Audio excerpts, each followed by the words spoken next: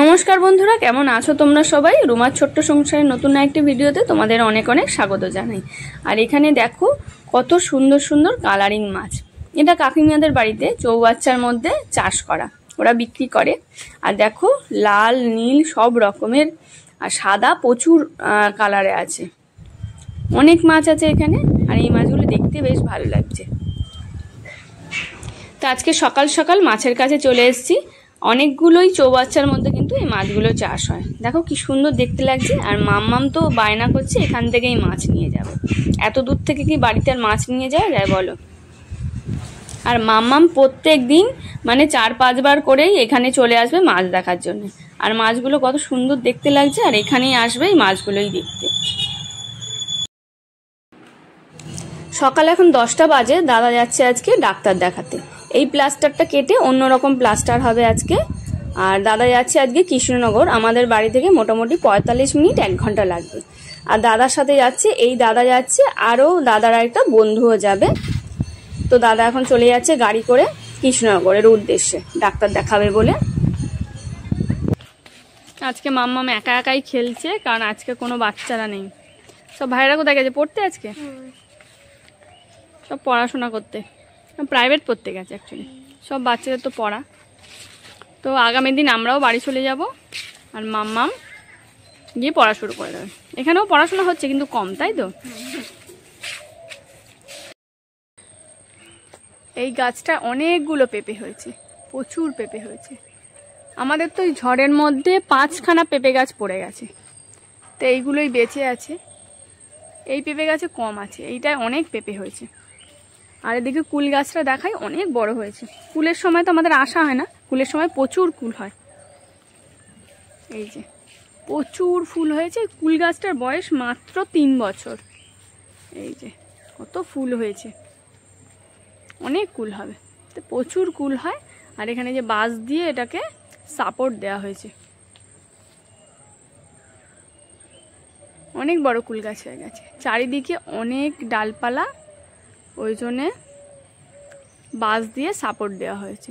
যখন কুল হবে নাহলে সব গাছ মানে নিচের দিকে ডাল ভেঙে যাবে, ওই জন্যে। বুঝেছো কত কুল হবে? মাম্মা এবার কুলের সময় আসবো আমরা, হ্যাঁ? অনেক কুল হবে। এই দেখো বাতাবি লেবু হয়ে আছে, বেশ কয়েকটা হয়ে আছে। এটা একটা ছোট্ট গাছ, আগে অনেক বড় বড় গাছ ছিল, সেইগুলো সব ভেঙে গেছে। আমরা ছোটবেলা থেকেই যেই বাতাবি লেবু খেতাম গাছে উঠে উঠে, সেইগুলো আর নেই, সেগুলো নষ্ট হয়ে গেছে। তো এইটা একটা ছোট লেবু গাছ আছে। কি সুন্দর পাখি ডাকছে, টুনটুনি পাখি ডাকছে ওই ডালে বসে। ওই যে এখন তার টুনটুনি পাখি দেখাই যায় না। এ দেখেছো কি সুন্দর পাখি ডাকছে।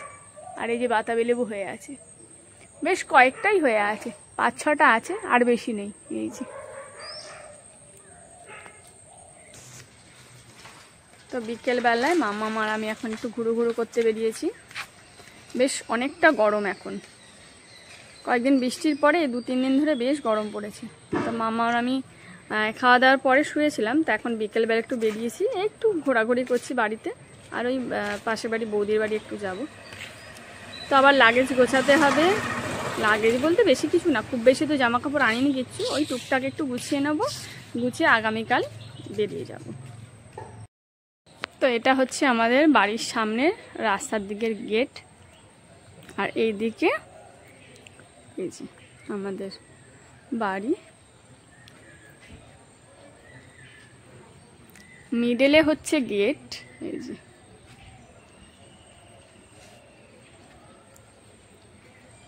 তো মা ছাড়া এখন সব কিছুই মানে ফাঁকা ফাঁকা হয়ে আছে।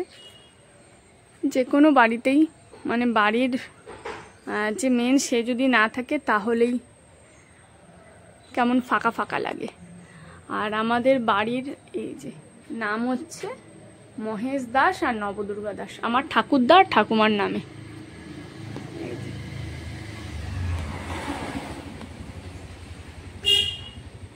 তো পুরো বাড়ি এখন ফাঁকা, আমি এলেও ফাঁকা থাকে, খুব একটা ভালো লাগে না এখন আর বাড়িতে এসে।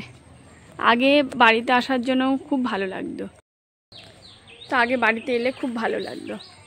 আমি আসতাম, আমি তো অনেক আগে থেকেই আমি আর মাম্মাম একা একা আসি। মাম্মাম অনেক ছোট ছিল যখন, 2.5-3 বছর, তখন থেকে আমি মাম্মামকে নিয়ে একা একাই চলে আসতাম। তোমাদের দাদাভাই তো দোকান ফেলে আসতে পারে না খুব একটা, তো আমরা দুজন মিলে চলে আসতাম। মা বলতো চলে আয়, আমরা চলে আসতাম। আর মাম্মামও খুব খুশি হতো দিদুনকে পেয়ে। তা এখন আমরা বাড়িতে আসি, কিন্তু খুব একটা ভালো লাগে না এখন আর। পুরো বাড়ি ফাঁকা, শুধু দাদা আর বাবাই থাকে।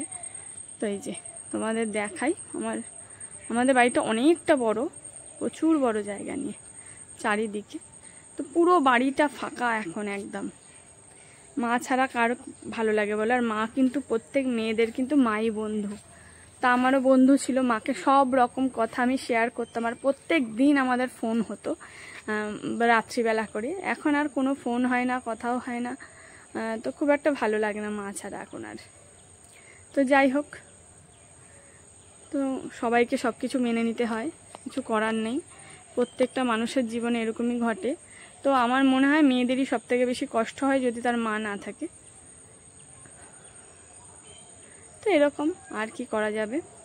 তো যাই হোক বন্ধুরা, আজকের ভিডিওটা আমি এখানেই শেষ করছি। ভিডিওটা ভালো লাগলে আমাদের চ্যানেলটাকে সাবস্ক্রাইব করবে, লাইক করবে আর শেয়ার করবে। আর সবাই সুস্থ থাকবে, ভালো থাকবে। দেখা হবে একটা নতুন ভিডিওতে।